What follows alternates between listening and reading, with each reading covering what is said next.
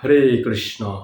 পবিত্র রাধা অষ্টমী তিথি উপলক্ষে আপনারা শ্রী শ্রী রাধারানীর আবির্ভাব তিথিতে এই পবিত্র রাধারানীর 28টি নাম আপনারা শ্রবণ করুন, জেনে নিন, যেটা আপনারা যদি জপ করেন তাহলে কৃষ্ণ প্রেম লাভ করবেন এবং শ্রীমতী রাধারানী আপনাদেরকে কৃপা করবেন।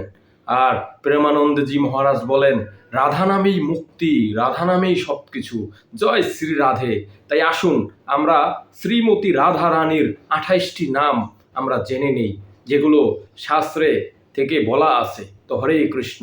রাধা, রাসেশ্বরী, রমা, কৃষ্ণ মন্ত্রাধিদেবতা, সর্বাধা, সর্ববন্ধা, বৃন্দাবন বিহারিণী, বৃন্দারাধ্যা, রমা, অশেষ গোপীমণ্ডল পূজিতা, সত্তা, সত্যপরা, সত্যভামা, শ্রীকৃষ্ণ বল্লভা, বৃষভানুসুতা, গোপী, মূল প্রকৃতি, ঈশ্বরী, গান্ধর্বা, রাধিকা, আরম্মা, রুক্মিণী, পরমেশ্বরী, পরাপরতরা, পূর্ণা, পূর্ণচন্দ্রাণী ভাননা, ভক্তি মুক্তিপ্রদা, ভবব্যাধি বিনাশিনী।